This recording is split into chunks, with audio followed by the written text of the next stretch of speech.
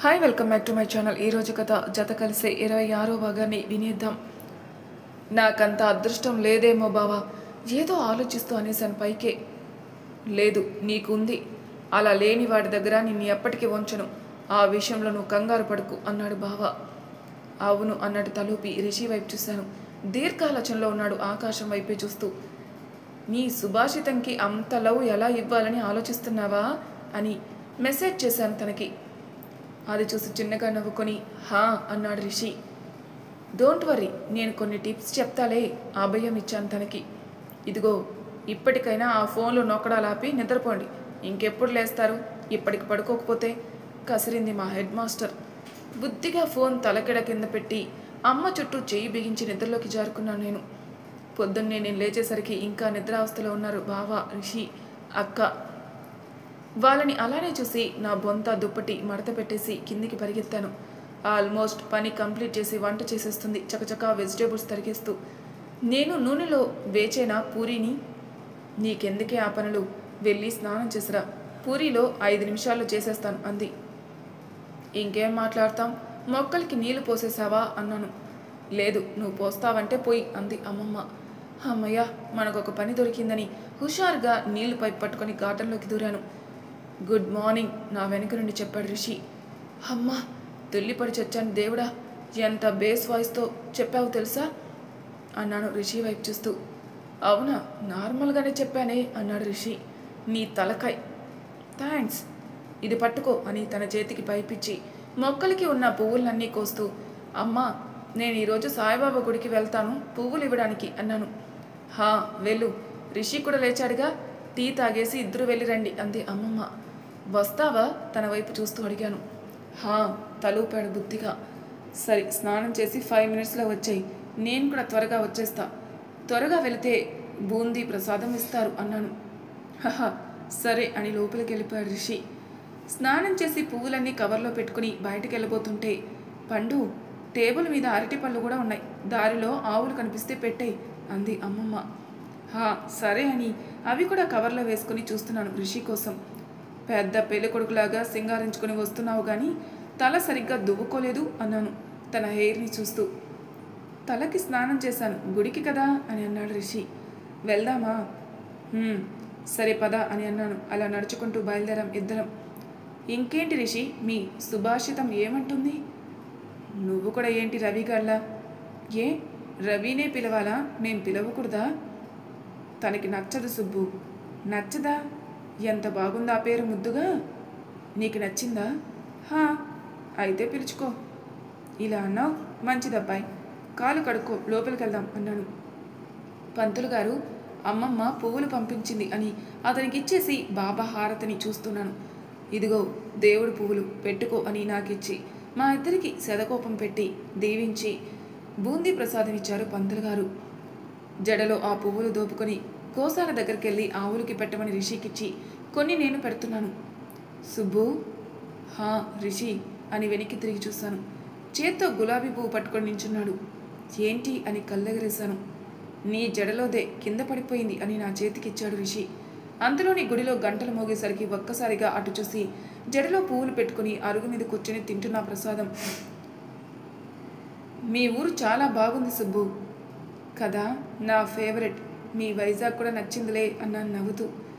Change ఉందా నీ దగ్గర అడిగాను రిషిని. హా అంటూ పాకెట్ నుండి తీసిచ్చాడు. థ్యాంక్స్, ఇంటికి వెళ్ళాకిస్తా, మర్చిపోయి వచ్చేసాను అని తన దగ్గర తీసుకుని గుడి బయట ఉన్న వాళ్ళందరికీ వేస్తుంటే, ఎలా ఉన్నావు పండమ్మ, చూసి చాలా రోజులైంది అంటూ పలకరిస్తున్నారు వాళ్ళు. బాగున్నాను అని సమాధానమిచ్చి రిషి వైపు వాళ్ళు చూస్తున్న ఆతృతకి తనని పరిచయం చేశాను. రిషి మా బావ అంటూ. ఏమని చెప్పావు? వినిపించినట్టే అడిగాడు. బావా అని చెప్పా. ఏం కాదా రిషి బావా? మేమిద్దరం ఇంటికి వెళ్ళేసరికి ఇంటి బయట వాకిట్లో కూర్చుని మాట్లాడుకుంటున్నారు బావా, శ్రీజ అక్క. వారిని చూస్తే హ్యాపీగా అనిపిస్తుంది రిషి అన్నాను దూరం నుండి ఇద్దరికి ఫోటో తీస్తూ. దేనికి? ఎన్ని ప్రాబ్లమ్స్ వచ్చినా ఒకరి చేయి ఒకరు విడవకుండా కలిసికట్టుగా ప్రాబ్లమ్స్ని దూరం చేసే ప్రయత్నం చేస్తున్నారు కదా, దానికి అన్నాను. అవును, చెప్పడం మర్చిపోయా. అమ్మమ్మ మీ మమ్మీ డాడీతో ఫోన్ మాట్లాడతా అంది, గుర్తు చేస్తానాగు అన్నాను. దేనికి? ఏం పర్వాలేదు, నాకు మా డాడీకి ఇలాంటివి అలవాటే, కొన్ని రోజులు ఆగితే అంతా సెట్ అవుతుంది అన్నాడు రిషి. ఏం అక్కర్లేదు. అయినా మా అమ్మమ్మ మీ అమ్మగారితో మాట్లాడకూడదా? మనం చుట్టాలమేగా, ఏం పర్వాలేదు అన్నాను. వద్దు అని తను అనేలోపే అమ్మా అంటూ పరిగెత్తాను లోపలికి. సుబ్బు అంటూ నా వెనకే వచ్చాడు రిషి. ఏమైంది? దేనికి ఆ ఊరుకులు మీ ఇద్దరు? నా చేతిలో ఉన్న ప్రసాదం బావకి శ్రీజాక్కకి పెట్టి తను తింటూ అడిగింది అమ్మమ్మ. నువ్వు రిషి వాళ్ళ అమ్మగారికి ఫోన్ చేస్తానన్నావు, మళ్ళీ మర్చిపోతావు. అత్త స్కూల్కి వెళ్ళిపోతారు అన్నాను. కరెక్ట్ టైంకే గుర్తు చేశావు. రిషి, మీ అమ్మ నెంబర్ చెప్పు అని ఫోన్ తీసుకుంది అమ్మమ్మ. అడిగింది హెడ్ మాస్టర్ అమ్మగా. మారు మాట్లాడకుండా నెంబర్ ఇచ్చాడు రిషి. పనిలో పనిగా నేను సేవ్ చేసుకున్నాను ఆ నెంబర్ని. హలో సుజిత. నేనే అంటూ ఫోన్ పట్టుకుని పక్కకి వెళ్ళిపోయింది. తన వెనకే కాలిన పిల్లిలాగా తిరుగుతున్నాను. ఏం మాట్లాడుతున్నారో విందామని. ఎప్పటికీ వినిపించదు. అవునవును, ఆగు, మా పండుగకి ఇస్తాను అని ఫోన్ నా చెవి దగ్గర పెట్టి మాట్లాడు అంది అమ్మమ్మ. ఎవరు? అర్థం కాలేదు నాకు. హలో అన్నాను చిన్నగా. రిషి వాళ్ళ నాన్నగారు. అటు నుండి గుండె ఆగినంత పనైంది అతని గొంతులో సీరియస్నెస్కి.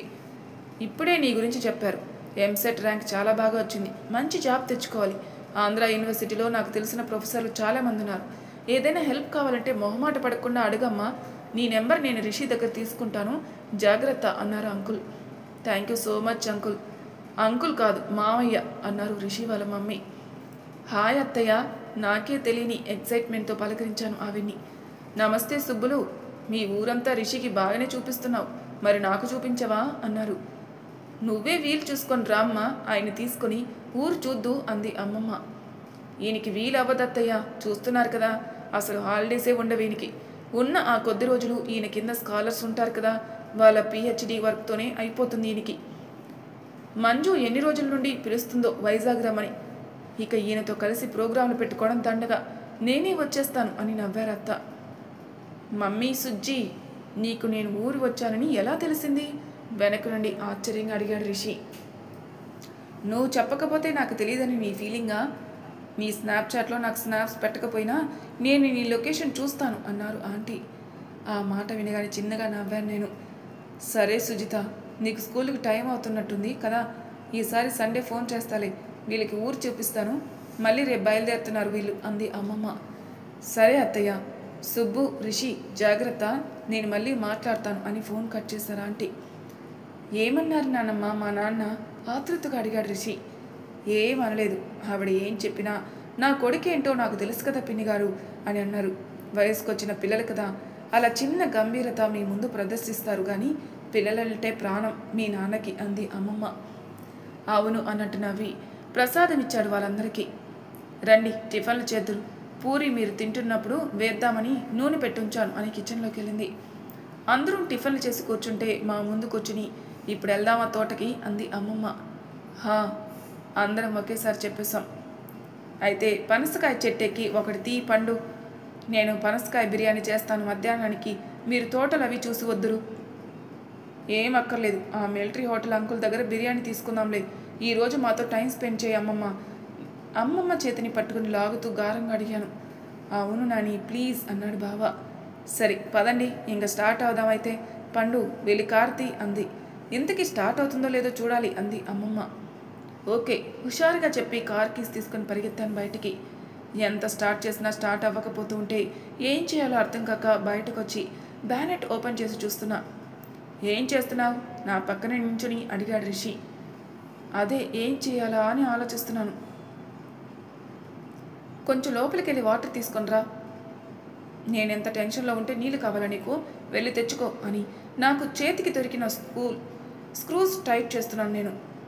నువ్వు ఒక్కసారి పక్కకు రా చెప్తాను అని నన్ను పక్కకు లాగి వాటర్ జల్లాడు అక్కడ. దోశ వేయడానికి ముందు పెనం మీద నీళ్లు పోసినట్టు పొగలు బయటకు వస్తుంటే ఏదేదో తిప్పేసి ఒక్కసారి వెళ్ళి స్టార్ట్ చేయి అన్నాడు రిషి. సినిమాలు బాగా చూస్తావే అని గొనుక్కుని వెళ్ళి స్టార్ట్ చేశాను. ఫస్ట్ కాసేపు స్టార్ట్ అవ్వకపోయినా తర్వాత స్మూత్గా స్టార్ట్ అయింది కార్. సాధించావు మై బాయ్, అన్నీ నేను చెప్పినట్టే చేశావు అని భుజం మీద తట్టి బావా కార్ స్టార్ట్ అయింది రండి అన్నాను అరుస్తూ. నేను డ్రైవ్ చేస్తాను లేవే, నువ్వు కూర్చో అని కీస్ తీసుకున్నాడు బావ. మనకు కావాల్సింది అదేగా. వెళ్ళి అమ్మమ్మ పక్కన సెటిల్ అయ్యాను హాయిగా. పొద్దున్నుండి తోటలో హాయిగా పేకాట ఆడుకుని పిక్నిక్ ఎంజాయ్ చేసి మధ్యాహ్నం అయ్యాక మిలిటరీ హోటల్ నుండి ఫుడ్ తెప్పించుకొని తినేసి దగ్గరలో ఉన్న రిజర్వాయర్ దగ్గరికి బయలుదేరాం. గేట్లు అప్పుడే తీసిస్తున్నారు. నీటి ఉధృత నెమ్మదిగా పెరుగుతుంటే కారు లోపల నుండి బయటికి చూస్తున్నాం అందరం. వాటర్ స్టేబుల్ అవ్వగానే కార్ దిగి కాసేపు నీళ్ళల్లో ఆడుకుని ఫోటోలు తీసుకుని బయటకు వచ్చేసాం. ఇంకా ఇంటికేగా అన్నాడు బావ. లేదు, పండు వాళ్ళ నానమ్మ దగ్గరికి వెళ్ళాలి. దీన్ని కాలేజీలో జాయిన్ చేసినప్పుడు తీసుకుని వెళ్ళడం కుదరలేదు. ఇది వస్తుందని పాపం ఆవిడ ఎదురు చూస్తూ ఉంటుంది. పండుకి డ్రైవింగ్ ఇవ్వు, నీకు ఆ ఊరికి రూట్ తెలీదు, అదైతే తీసుకుని వెళ్తుంది అంది అమ్మమ్మ. డ్రైవింగ్ సీట్లోకి మారి కారు వెనక్కి తీస్తుంటే, పండు మరి ప్రో డ్రైవర్లా ఉంది నాని అన్నాడు బావ. వాళ్ళ అమ్మ పోలికలు అని నవ్వింది అమ్మమ్మ. మా నాన్నగారి ఇంటి దగ్గర కారు ఆపి లోపలికి వెళ్ళాం అందరం. చిన్ని తల్లి, నన్ను చూడటమే ఆనందంగా లేచి వచ్చేసింది మా మామ. నా సూరి డార్లింగ్. సూరి అంటే సూర్యకాంతం అని ముద్దుగా సూరి అని పిలుచుకుంటాను నేను. ఎన్ని రోజులకి ఈ సూరి గుర్తొచ్చిందే నీకు అని నా బుగ్గలలాగి, ఎలా ఉన్నావు వదినా అంది అమ్మమ్మతో. అలానే అని నవ్వి, అన్నయ్యేరి అంది అమ్మమ్మ. ఆయన అలా నడుము వాల్చారు. ఆగు, నేను తీసుకొస్తాను అని అంటుంటే, నేనే వెళ్తాను అని ఆవిని ఆపేసి పరిగెత్తాను లోపలికి. పడుకున్న మా తాతగారి కళ్ళు మూసేసరికి, ఎవరు అన్నారు తాతగారు నా చేతులు తడుముతూ. చిన్ని తల్లి ఆశ్చర్యంగా చెప్పేశారు వెంటనే. ఎలా ఉన్నారు తాతయ్య అన్నాను చేతులు తీసేసి. నేను బాగున్నాను చిన్ని తల్లి, నీ గురించి ఏంటి? నేను బాగున్నాను తాతయ్య. ఏంటి కాలేజీ లేదా? ఉంది తాతయ్య. మరి? ఊరికే ఇంటికొచ్చాను, మిమ్మల్ని పలకరించి వెళ్దామని అన్నాను. సన్నం అయిపోయామే చిన్ని తల్లి. అవునా, డ్రెస్సులేమీ లూజ్ అవ్వలేదు తాతయ్య అని స్టిక్ చేతికి అందించాను తాతగారికి. మేమిద్దరం హాల్లోకి వచ్చినప్పటికీ అందరూ కూర్చున్నారు అక్కడే సోఫాలో. మా మనవడు వివేక్, నీకు తెలుసు కదా అంది అమ్మమ్మ. హా అవును, ఈ అబ్బాయి? మాకు ఇంకొక మనవడు, కొంచెం దూరం చుట్టాలు కానీ మంచివాళ్ళు బాగా. వీళ్ళ అమ్మ నాన్న మనకి బాగా కావాల్సిన వాళ్ళు. అవునా, నీ పేరేంటి బాబు? రిషి తాతగారు. బాగుంది అని నవ్వి, ఈ అమ్మాయి శ్రీజ, మన వివేక్కి కాబోయే భార్య. ఆ మాట వినగానే నానమ్మ తాతయ్య ఇద్దరూ ఒకేసారి ఆశ్చర్యంగా చూశారు అమ్మమ్మ వైపు. ప్రేమ పెళ్లి వాళ్ళది. ఆ పిల్లకి గవర్నమెంట్ కాంపిటేటివ్ ఎగ్జామ్స్ ఉన్నాయి, అవి రాస్తే పెళ్లి చేసుకోవాలని చూస్తున్నారు అంది అమ్మమ్మ. అవునా అని మామూలుగా నవ్వేసి మాట్లాడుకున్నారు తాతయ్య గారు సూరి. వదిన ఒక్కసారి అని అమ్మమ్మని లోపలికి తీసుకెళ్ళింది సూరి. లోపల ఏం జరుగుతుందో నాకు తెలుసు. అదేంటి, వివేక్కి చిన్న తల్లికి పెళ్ళి అన్నారు కదా అని అడుగుతుంది నానమ్మ. జరిగిందంతా చెప్పదు కానీ బావ అక్క ప్రేమించుకున్నారని మాత్రం చెప్తుంది అమ్మమ్మ. పోనీలే, పిల్లలు సంతోషంగా ఉండడమే కదా కావాలి మనకి అని పరిస్థితుల్లో రాజీకి వచ్చేస్తారు ఇద్దరు కలిసి. కాఫీలు తాగండి అని గ్లాస్ ఇచ్చింది మా అందరికీ. భోజనాలకు ఉండండి, ఇంటికి వెళ్ళి ఇప్పుడేం చేసుకుంటారు అని మమ్మల్ని ఆపేసింది నా డార్లింగ్ సూరి. తాతగారు నానమ్మ ఫోన్లు వాడరు కాబట్టి వాళ్ళతో మాట్లాడాలంటే ఈ ఇంటికి రావడం ఒక్కటే మార్గం. అమ్మమ్మ నానమ్మ వంటగదిలో సెటిల్ అయితే మేమందరం నాన్న చిన్నప్పటి ఫోటోలు పట్టుకొని హాల్లో కూర్చున్నాం. శ్రీజాకతో మాట్లాడుతూ హిస్టరీలో ఏదైనా డౌట్ ఉంటే ఇక్కడికి రమ్మని అభయం ఇచ్చారు మా హిస్టరీ ప్రొఫెసర్ తాతగారు. సరేనని తలూపేసింది అక్క నవ్వుతూ. భోజనాలు చేసి బయటికి వెళ్తుంటే, అప్పుడప్పుడు వస్తూ ఉండు బెంగగా చెప్పింది నా డార్లింగ్ సూరి. వస్తాను, మీరు కూడా వైజాగ్ రండి, మా కాలేజ్ చూపిస్తాను అన్నాను. చిన్నగా నవ్వి సరేనని సరిపెట్టేశారు తాతయ్య. శ్రీజ అక్కకి కొత్త బట్టలు, వాయనం, కొత్త పెళ్లి కూతురు ఖాతాలో సెట్ అయితే నాకు మాత్రం ఖర్చులకి 5,000 ఇచ్చాయి. మళ్ళీ అందరం కారులో కూర్చునేటప్పటికీ కళ్ళల్లో నీళ్లు తిరిగిపోయాయి నాకు. ఇంతమంది ప్రేమని వదులుకొని నేను వైజాగ్ వెళ్ళి చేస్తుందేంటి? చదువు సంధ్య వదిలేసి వేరే విషయాల మీద ధ్యాస పెట్టడం కంటే చదువు మీద ఫోకస్ చేసి ఉద్యోగం తెచ్చుకోవాలని ఎట్టి పరిస్థితుల్లో అయినా అని ఫిక్స్ అయిపోయాను నేను. కానీ సిద్ధార్థ్ ఆలోచనలో నన్ను వీడడం లేదు అస్సలు. అలా అని తనది ఏమైనా తప్పుందా అంటే, తను మారితే తనకంటే మంచి వాళ్ళు ఎవరు ఉండరు, ఆ విషయం నాకు తెలుసు. కానీ తను ఎలా మారుతాడు అదే అర్థమై చావదు అనుకుంటున్నా. నా నెత్తిన పడిన మొట్టికాయకి ఉక్రోషంగా తలెత్తి చూశాను. చూసి డ్రైవ్ చేయి, నీతో పాటు 4 ఉన్నాం అన్నాడు బావ. సరేనని తలుపి పాటలు పెట్టాను. 4 పాటలు పూర్తయ్యేసరికి ఇంటి బయట ఉన్నాం. తలుపు తీసి, పదండి ఇంకా స్నానాలు కానిచ్చి త్వరగా మంచాలు ఎక్కేయండి, పొద్దున్నే బస్కే మనం స్టార్ట్ అవ్వాలి అంది అమ్మమ్మ. హెడ్ మాస్టర్ గారి మాటలు తూచా తప్పకుండా పాటించి పొద్దున్నే లేచి తయారై కూర్చున్నాం అందరం. ఫస్ట్ బస్కే మా ప్రయాణం స్టార్ట్ అయితే వైజాగ్లో దిగేటప్పటికి 10 అయింది. దిగిన వెంటనే ఆకలికి ఆగలేక టిఫిన్ల మీద దాడి చేసి అప్పుడు బయలుదేరాం యూనివర్సిటీ హాస్టల్కి. హాస్టల్ బాగానే ఉంది. రూమ్కి 4. అదే కొంచెం ఇబ్బంది. జూనియర్స్ రూమ్స్ అయిపోయాయి, సీనియర్స్ రూమ్స్ ఖాళీగా ఉన్నాయి అని పైన ఫ్లోర్లో రూమ్స్ చూపించారు. బాల్కనీ ఉంది ఓన్లీ కార్నర్ రూమ్కి. ఆ రూమ్ చాలా నచ్చింది నాకు.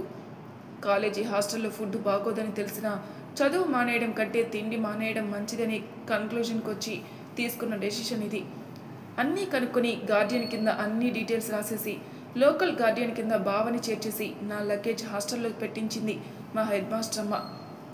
రవి వాళ్ళు ఇల్లు చూసారట, రండి నాని వెళ్ళి చూసొద్దాం అన్నాడు బావ.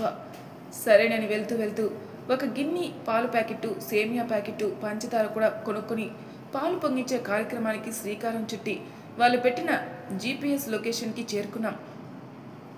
కాలేజీకి కొంచెం దూరం, బావ ఆఫీస్కి కాస్త దగ్గర, బీచ్కి అయితే చాలా దగ్గర. ఈవెన్ నా డ్యాన్స్ క్లాసు కూడా. 3 ఫ్లోర్ల బిల్డింగ్లో టాప్ పెంట్ హౌస్ వీళ్ళది. అద్దె 8,000 అట. డబుల్ బెడ్రూమ్, ఒక హాలు, ఒక కిచెన్, 3 బాల్కనీలు, కావాల్సినంత టెర్రస్. ఇంకొక హ్యాపీనెస్ ఏంటంటే ఓనర్స్ కూడా అక్కడ ఉండరట. టైంకి డబ్బులు వేసేస్తే చాలు. ఆ అపార్ట్మెంట్కి వాచ్మెన్ లేడు, సెక్యూరిటీ లేడు, మెయింటెనెన్స్ అంతకంటే లేదు. వీళ్ళు ఇల్లు మాత్రం బాగుంది. ఇంత పెద్ద ఇల్లు మీ 4గురికే ఏం చేసుకుంటారు? ఆ సామాన్లు కొనడం, సర్దడం అవన్నీ మీతో అయ్యేవేనా అంది అమ్మమ్మ నవ్వుతూ. కొనక్కర్లేదు నాని, నాకు హౌస్ రెంట్ అలవెన్స్ ఉంటుంది. సో దానిలో క్లెయిమ్ చేసుకుని సామాన్లు అద్దెకి ఆర్డర్ చేసుకుంటాం అన్నాడు బావ. ఫర్నిచర్ కూడా రెంట్కి ఇస్తారా? హా, సరే అదే చెయ్యి, మీ పెళ్ళి అయ్యాక తీసుకోవచ్చు అని పాలు పొంగించమని శ్రీచాకకి చెప్పింది అమ్మమ్మ. ఎందుకో అందరికీ తెలిసిన రిషి ఊరుకోలేదుగా. వదినికి ఇంకా వంటలంతా సరిగ్గా రావట, మీరు హెల్ప్ చేసి సేమియా చేయండి మామగారు అంటూ. ఒక పక్క అమ్మమ్మకి సోపు వేస్తూనే ఇంకొక పక్క అక్కని కాకా పెట్టేస్తున్నాడు. సారీ అని కళ్ళతోనే చెప్పేస్తూ. కృష్ణుడి లీలలు అన్నీ అని నవ్వుకున్నాం నేను బావ. హా అవును అమ్మమ్మ గారు, నాకు వంటలు ఇంకా అంతగా రావు, మీరే చేయండి, నేను పక్కన చూసి నేర్చుకుంటాను అంది అక్క. ఇదిగో, మీరెవరు పుట్టకముందే నేను టీచర్ నుండి హెడ్ మాస్టర్ అనే పొజిషన్కి వచ్చేసాను. కాబట్టి మీ తెలివితేటలు నా దగ్గర వాడకండి. శ్రీజ, నువ్వు కలుపు అంది అమ్మమ్మ. పాయసం చేసి పేపర్ గ్లాసుల్లో పోసుకొని తాగి కూర్చున్నాం అందరం ఆ కొత్త ఇంట్లో.